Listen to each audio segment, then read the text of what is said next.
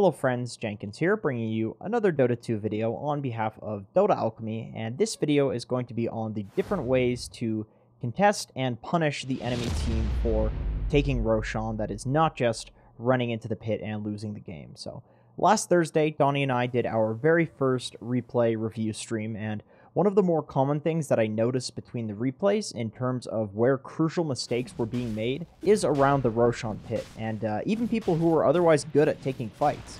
They were taking absolutely horrible fights and losing the game around the Rosh Pit. In competitive, this used to be a really huge problem for me. In fact, it was such a big problem that I actually created a sort of name for it. I called it Roshan Anxiety, and whenever I was referring to Roshan Anxiety in the past, I wasn't really referring to the anxiety directly. I was more so referring to the concept of taking a bad fight around the Rosh Pit that was perpetrated solely by the fact that I was overwhelmed with the anxiety that the enemy team would win the game off of picking up the Aegis, and not because I objectively thought that it was a good fight to take. Maybe not the most clear-cut anecdote, but it's something that helped me a lot because when I had a simple name for some problem that was occurring in my gameplay, it was a lot easier for me to remind myself that it's a problem in crucial moments of the game, and essentially not throw as a result. In any case, I think that a lot of other people may experience this problem as well, and perhaps not bad enough to refer to it as some sort of genuine anxiety, but certainly bad enough to lose a few games here or there, and therefore, I decided to make this video discussing the different game-winning options that you have for when the enemy team is taking Roshan, and when you should actually take each option. So let's imagine a flowchart. This flowchart branches off of the overall, hypothetical, and very complicated flowchart that is Dota. The Roshan flowchart begins with, the enemy team is currently taking Roshan, so what do you do? First, you need to ask yourself the following question. Can you get to the pit before Roshan dies? Some things that you have to consider when asking yourself this question are, do you have a TP scroll? Is it off cooldown? And is there a nearby shrine or tower that you can TP to? Does the enemy team have a super fast Rosh taking hero like Troll or Ursa? And how long has the enemy team been in the Rosh pit for? Did your team notice the Rosh too late?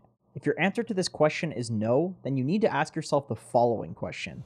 Is there a point in fighting after Roshan is already dead?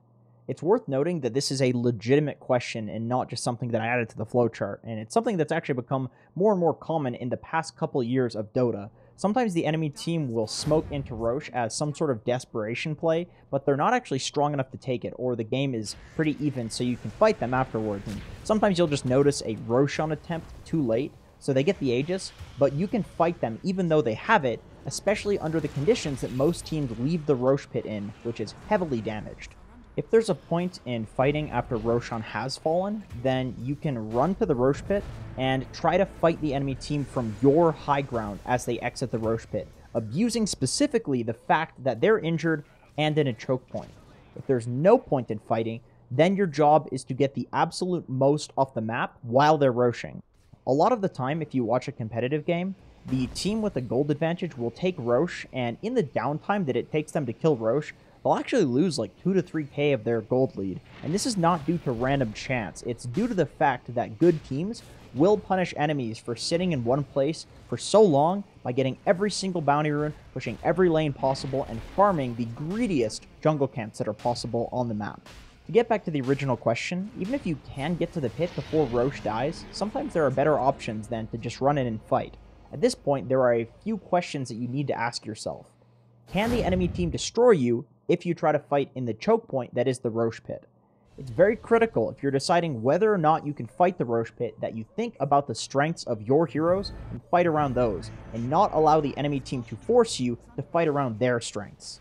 Some things that you can think about in terms of this topic include, how strong is the enemy team at fighting around the pit? Do they have Tidehunter, Enigma, or Magnus, or any of these huge teamfight ultimate heroes that will annihilate you if you simply run into the pit? If so, then you need to fight in a different way, or just not fight at all. If you have some of these heroes yourself, then maybe look to just run into the pit like a madman and start a fight, because honestly, you'll probably win. Do you have abilities that can harass the enemy team in the pit? If so, then it's almost always a better option to just harass them until they leave the pit and stop Roshing, or overcommit to Rosh and then eventually die.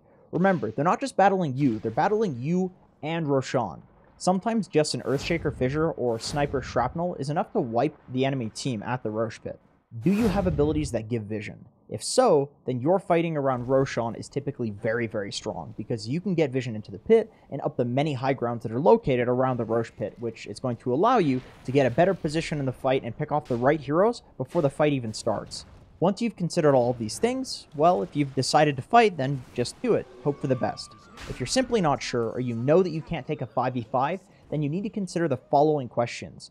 Can somebody on your team potentially steal the Aegis? If so, then maybe it's just best to let RNGesus take the wheel and try to get the most out of the map while that hero attempts to steal the Aegis. A lot of the time, just having a hero positioned to steal Aegis is enough to dissuade the enemy team from taking Roshan altogether. Are your heroes good at killing creep waves or towers? If so, then you can usually win Rosh fights by split pushing, forcing the enemy team to their own base, and then fighting 4v5 in the pit. Or alternatively, nobody TPs to defend their base, and then you get a tower or a Rax at the cost of an Aegis, which is a very, very good trade. This is one of the most common and successful tactics that you'll see in competitive matches, particularly because most good cores these days are excellent pushers, so they can apply a shitload of pressure in the Rosh time.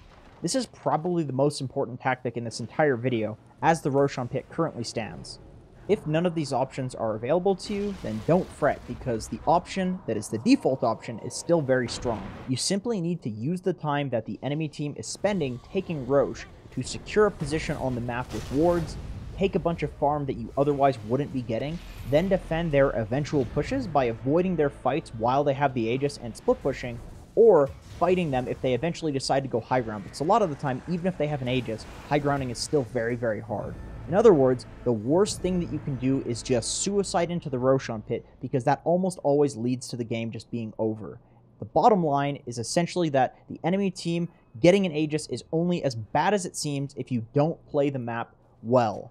Anyway, that's it for this video. Thank you for watching, guys. I do appreciate it, and I hope to see you in another video.